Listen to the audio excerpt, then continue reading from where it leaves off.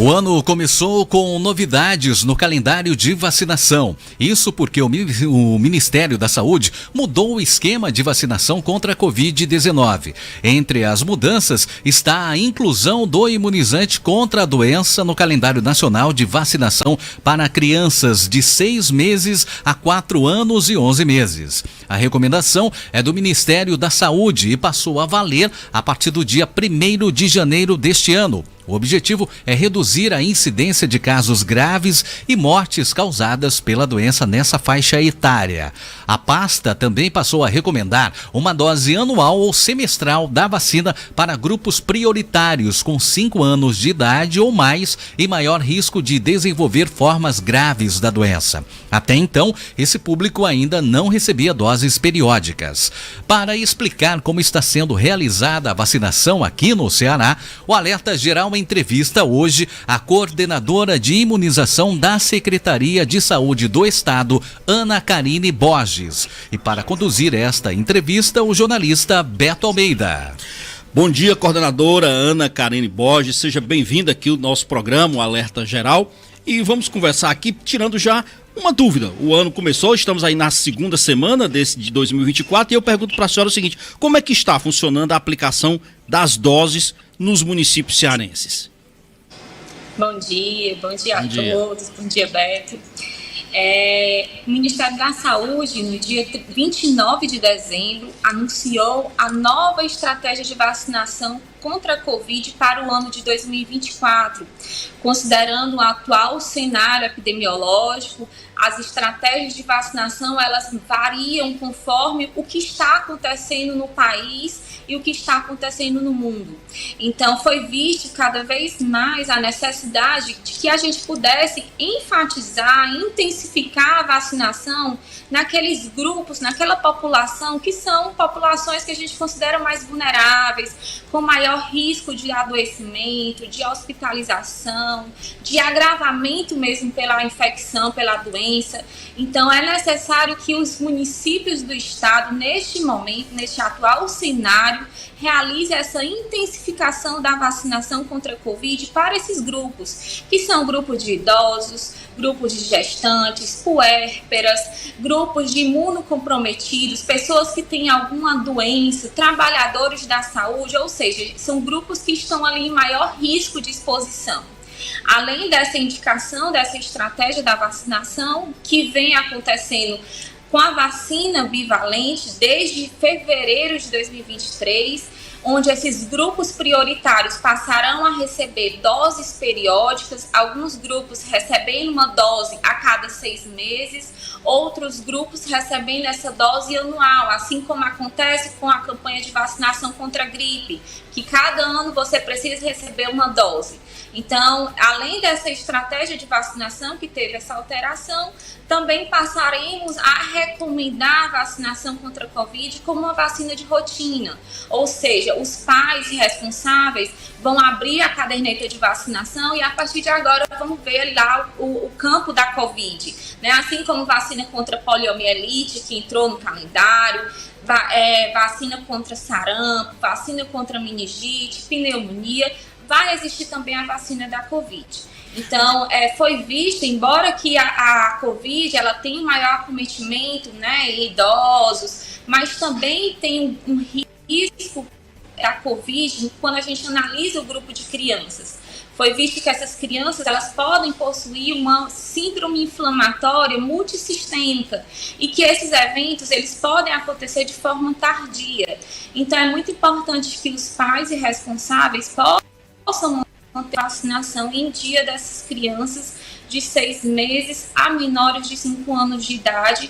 O esquema de vacinação corresponde a 3 doses e não é muito importante manter o esquema em dia. Não basta apenas só uma dose. Tem que completar o esquema para a gente garantir a proteção. A senhora falou aí dos grupos, né, prioritários, incluindo aí as crianças agora, mas também idosos. E eu pergunto, os demais grupos, para quem concluiu aquele calendário de vacinação contra a doença, precisa também incluir essa reposição do imunizante anual? Neste momento, o Ministério da Saúde não recomenda essa dose periódica para a população em geral. Então, se a população em geral, que não pertence aos grupos prioritários, já apresenta as 2 doses do esquema de vacinação, ela já confere ali a proteção necessária para evitar a transmissão, reduzir a transmissão. Então, neste momento, com as vacinas que nós temos disponíveis, não precisa receber uma dose de reforço. Porém, o Ministério da Saúde tem perspectivas de vir outras vacinas com outras reformulações, conforme as variantes que circulam no momento, e aí, com certeza, as estratégias de vacinação também serão atualizadas. Karine, você solicitou inclusive aí o empenho, né, das secretarias municipais de saúde, das prefeituras, para exatamente estimular essa vacinação nesse período agora, mas eu pergunto, como é que está realmente o funcionamento das unidades de saúde para aplicar essas doses? Existem doses suficientes? As redes municipais, as áreas de saúde municipais estão preparadas de fato com doses suficientes para fazer esse atendimento?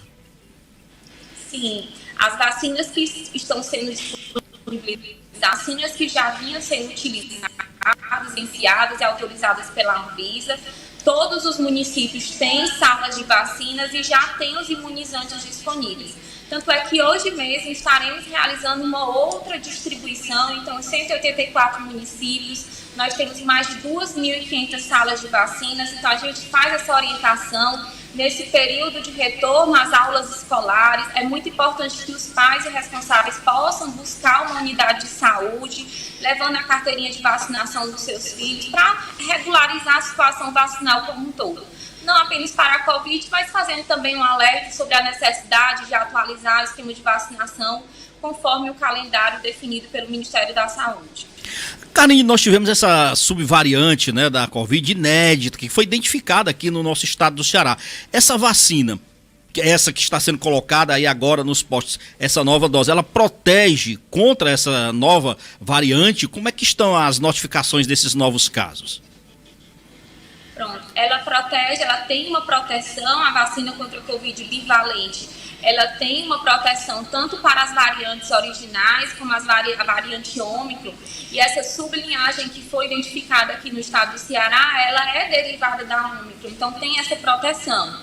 E aí, em dezembro, quando foi identificado aumento de casos, foi identificado também essa variante, nós iniciamos uma grande intensificação aqui no estado do Ceará em dezembro, e 15 dias depois, mais ou menos o período que a vacina tem uma proteção, uma resposta, a gente já observou uma queda significativa na positividade da Covid aqui no estado do Ceará. Então, tivemos uma redução em mais de 20% da positividade da Covid. Então, neste momento, a gente verifica cada vez mais que a vacina da Covid, ela tanto protege, ela tem essa redução na complicação e hospitalização, como também tem essa redução na transmissibilidade da doença na população em geral. Nós temos hoje, para atualizar aqui para o nosso ouvinte, né, do Alerta Geral, quantos cearenses já receberam esse imunizante? Tem alguma atualização da Secretaria de Saúde nesse sentido? O estado do Ceará apresenta 89% da população já com as 2 doses do esquema primário, que a gente considera esquema básico, ou seja, nós já temos aí mais ou menos o alcance da cobertura vacinal para as 2 doses do esquema primário. Temos 18% da cobertura vacinal de bivalente e precisamos avançar, mas como eu falei, precisamos avançar cada vez mais nos grupos prioritários, mas mesmo assim o estado do Ceará possui aí a posição no ranking do país, ocupando o terceiro lugar no país e o primeiro lugar na região norte e nordeste. E de crianças, que é o fator muito preocupante, que nós temos apenas 9% das nossas crianças com esquema de vacinação completo. Então, precisamos imunizar aí mais de 400 mil crianças com essas 3 doses do esquema primário.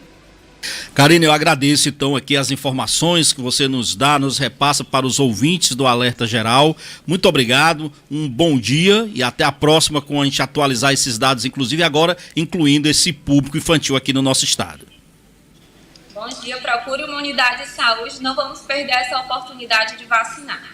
Obrigado então aí a Ana Karina Borges, que é a coordenadora de imunização da CESA, ela que nos passou as informações atualizadas sobre a inclusão da vacina, né? Agora nessa nova fase, incluindo grupos prioritários aqui de crianças até os 5 anos e meio. É importante, ela chamou a atenção agora que estamos no período agora de férias escolares, mas que os pais cuidem de fazer essa atualização da caderneta de vacinação, para ver exatamente se o seu filho está dentro da imunização correta, como fazer esse procedimento agora que virou rotina e que entrou no calendário anual de vacinação do SUS. Isso é muito importante, mas não apenas para crianças, mas também para os idosos, aqueles que estão mais fragilizados e que precisam incluir muito essa etapa de atualização da vacinação. Ela, inclusive, Marcos e ouvinte, deixou claro aí, quem já tomou aquelas 2 doses, eu já tomei, foi a 5ª, viu, Marcos? Quero só lhe dizer, mas pelo menos 2 doses, essas pessoas ainda não estão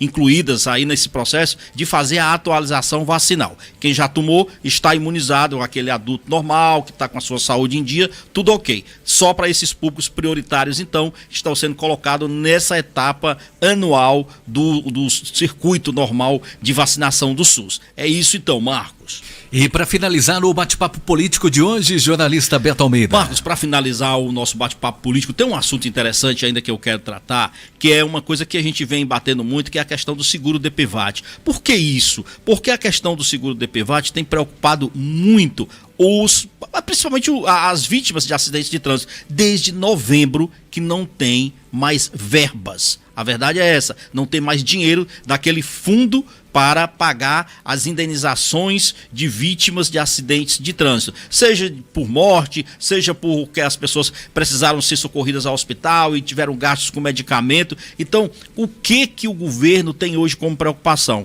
É fazer a tramitação mais rápida possível de um projeto de lei que já está no Congresso Nacional. A perspectiva é que essa votação ainda ocorra nesse primeiro semestre, logo após aí a retomada dos trabalhos em fevereiro. Agora, de quanto é que seria esse fundo? Aí é a questão. Os cálculos estão sendo feitos e se calcula hoje que o governo precisaria de ter pelo menos 3,5 bilhões de reais para bancar essa conta, ou seja, para bancar esse fundo. Antes, para quem precisou ou para quem pagava, sabe, por exemplo, que era a Líder, uma seguradora, que ela reunia um consórcio, né, de outras seguradoras, quem fazia a gestão desse fundo do DPVAT. De lá para cá, de janeiro, de final do ano para cá, mudou. Aliás, do segundo semestre, mudou. Quem faz hoje a gestão desses fundos, desses recursos, é a Caixa Econômica Federal. No projeto enviado pelo presidente Lula, a Caixa Econômica continua como sendo exatamente a gestora desse novo fundo que vai ser criado, tá? E aí algumas seguradoras discordam. Elas acham, por exemplo, que o governo deveria deixar o seguinte: as seguradoras livres para elas concorrerem entre si e apresentar, por exemplo, os seus planos de acidentes de trânsito. Aí cada uma que tivesse aquele melhor plano, ou seja, aquele mais competitivo, ia ganhando. Não é isso ainda por enquanto que o governo quer. Seja como for, o fato é, não existe hoje recursos assegurados para as vítimas de acidente de trânsito. E isso, claro, precisa ser corrigido o mais rápido possível, Marcos. É isso, hoje, terça-feira, a gente fica por aqui, mas amanhã estaremos de volta aqui no nosso bate-papo político.